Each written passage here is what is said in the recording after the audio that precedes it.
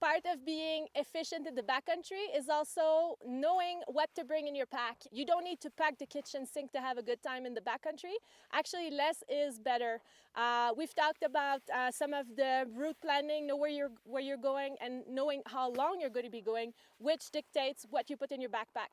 So going from the bottom up, one thing that's very important, a light down layer, whether it's down or Primaloft, whatever works the best. I prefer the synthetic down just because if it gets wet, you don't lose the insulation value.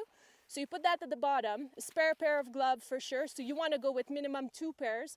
So you're going uphill, you're sweating, your hands are getting sweaty. As soon as you get to the top of your first climb, you have a backup. And most of the time I go with even a 3rd pair. So super, super lightweight for the first climb, a medium weight for the rest of the day, and a heavy weight for the downhill parts. Another thing that I would do, if I know it's a longer day, I'll just put one spare skin just in case one of them fell to work, then I have a backup. But only one, you don't need both. For sure, you're gonna bring your water, your squeeze bottle of 750 ml or maybe a liter. You'll have your snacks, so you know what you consume when you're going in the backcountry. Personally, it's different from one person to another.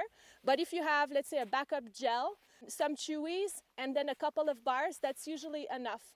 And then obviously you would have your probe and your shovel, that's a given, your wind layer, and then you'd have 2 goggles, a small helmet, and that's about it. If you're going for a gnarlier day, you could also use ice axe, crampons, fit that in your pouch, and I'd say that's pretty much it. If you know you're going to be sweating a lot because it's a hot day, just bring a spare t-shirt. So then when you get at the top of your climb, switch t-shirt. It's pretty lightweight, and then you'll be comfortable for the rest of the day as well.